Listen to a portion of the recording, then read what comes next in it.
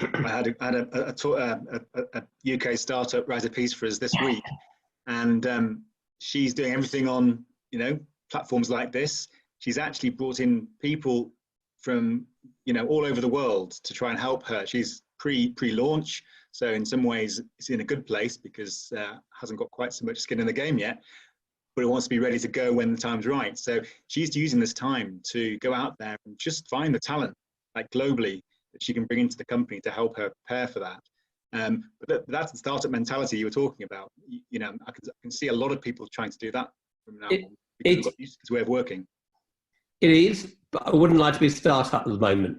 No. And the reason I say that is coming out of this, there's a couple of macro things that can be really important.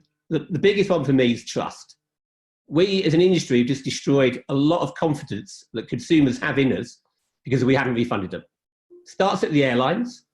And if you talk to David Speakman, one of the guys in the UK, he calls it the biggest Ponzi scheme that's ever been unveiled because the airlines have been able to use customers' cash freely, do what they like with it.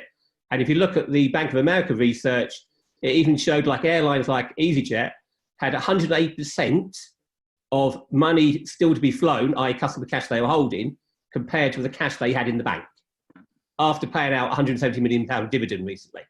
So we've done a lot of damage to trust.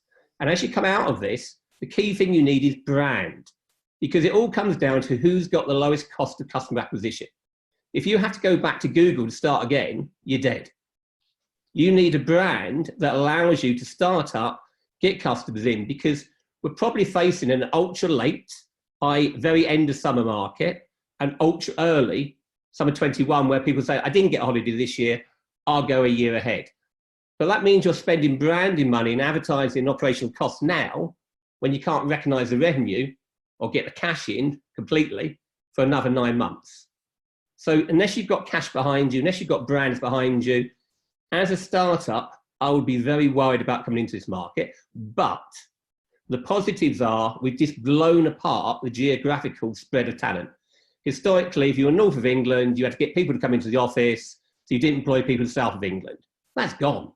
You can employ anybody from anywhere in the country, but also you can employ them anywhere across Europe now and use Zoom and other communication tools to coordinate and manage your business. So talent will be at a premium. Talent isn't get hunted down because the people, the best talent, strongest brands, strongest cash are going to win. Unfortunately, I don't own one of those. There'll be a lot of people out there freelancing their skills and saying, look, hire me for whatever you need to do whatever I need to do for you, because there'll be lots of